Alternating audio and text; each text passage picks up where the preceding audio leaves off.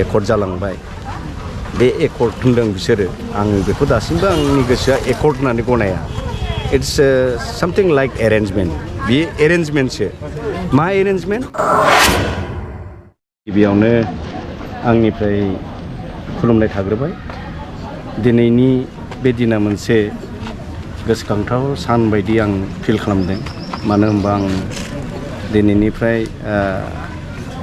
मथा-मथि fry about 40 years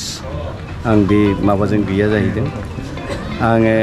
88 निफ्राय बे आफादाव गैया जादों माने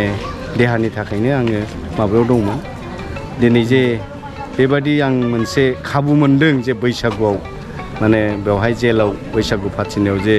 आंबो जे बाहागो लानो मोनगोन बा आंबो जे खावलायजागोन आं बेखौ जेब्लाबो सानफेराखैमोन माब्लाबाबो सानफेराखैमोन दिनै बेवहाय फैनानै आं ओरैबायदि मोनसे फिल खालामदों निस्सय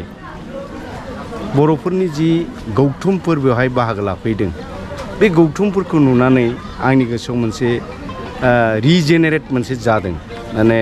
मोनसे पावार मोननाय बायदि मोनदों मोनसे साहसा फैफिननाय बायदि मोनदों जे फैबाय थानाय दिनफोराव जोङो बर'आ बेबायदि जुदि खौसे जुदि गावनि साननायखौ शेयारिं खालामलायनो हायोबा निस्सय दिनैनिफ्राय जि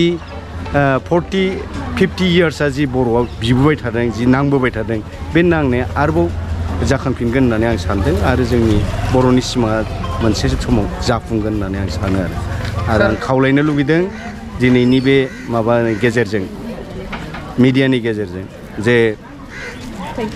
बर'फ्रा खौसे जानांगौ आरो गावनि हानि थाखाय बयबो जानजि खाफ्रानांगौ हाखौ जों हमथाथारनांगोन दिनै जों नुदों बामोन सम्प्रदाया जोंखौ मा बुंदों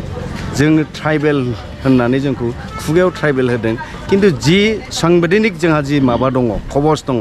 रक्षा खबस बेखौनो थेल बेथेल खालामनानै दिनैहाय जों बिटिसिखौ नुदों बिटिसियाव ओरैबायदि पावार मोनदोंमोन मोनसे समावहाय जि पावारा दिनै 40 पावार मोननाया दिनै जों नुबाय बेवहाय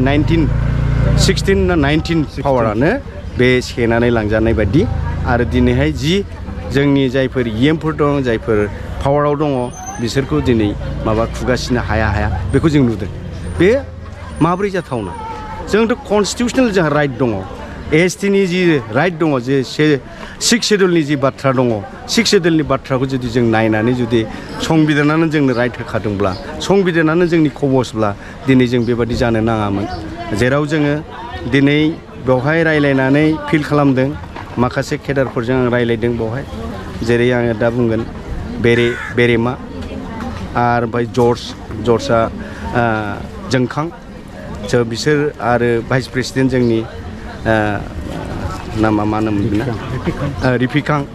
बिथांमोनजों आं रायलायदों बिथांमोनजों आं शेयारिं खालामदों बिसोरनि गोरबोखौ बिसोरबो बेनो दुखु खालामदों जे बर'फ्रा दिनैबो गावजों गाव माने एना एनि बे खोथाखौ बिसोर सिङाव थानानै फिल खालामदों आरो बे खोथाखौ बिसोर आंजों शेयारिं खालामदों आरो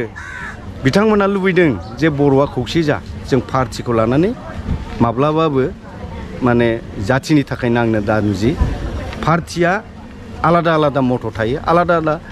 इडिअल'जि थायो बे इडिअल'जिया आलादा मोनसे बे इडिअल'जिया प्रिन्सिपलसो मोनसे डिसिप्लिनसो बे इडिअल'जिया खिन्थु जाथिनि थाखाय जों बर' बे जाथिखौ लानानै मावनाया साफ्रोमबो बर'नि थाखाय साननो गोनां होननानै बिथांमोनाबो बुंदों आरो बेनिखायनो आं खावलायदों जे हे बुहुमनि बर' फिसाफोर जों खौसे जानो सोलोंदो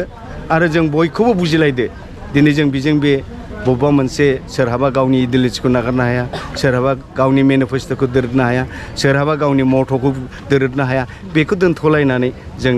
जाथि हिसाबै बर' हिसाबै जानजि खाफ्रानानै आरोबाव खेबसे जुजिफिननो होननानै बड'लेण्डनि थाखाय जानजि खाफ्रानांगौ भारतआ मोनसे डेम'क्रेसि हादोराव डेम'क्रेटिकेलि माखासे वे दङ जेराव जों नुदों बेवहाय पपुलेसन बेस जिअग्राफिकेल कन्टिगुवासनि बेस दङ दिनै बर'आ पपुलेसनावबो जोबा माने नेवसिजाया पपुलेसनाबो जोंहा बहुद दङ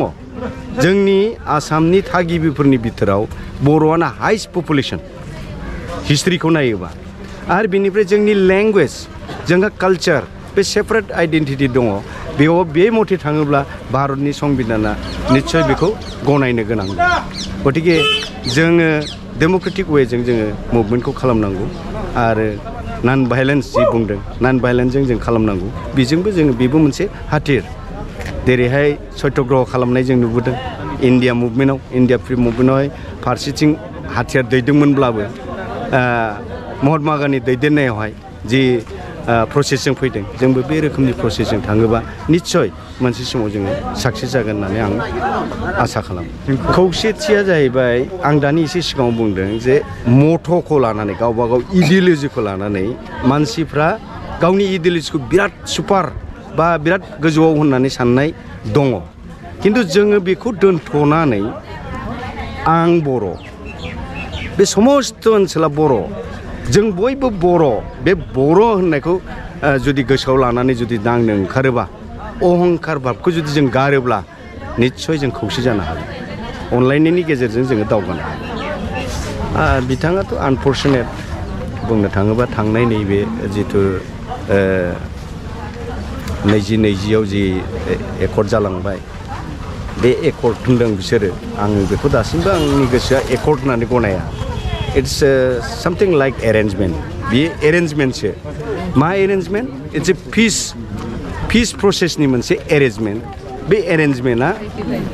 एरेन्जमेन्टखौनो दिनै बिसोरो मा होनना बुंदों एग्रिमेन्ट बा एकर्ड होननानै बुंनो सेस्था खालामबाय थादों खिन्थु बियो एकर्ड जानो हाया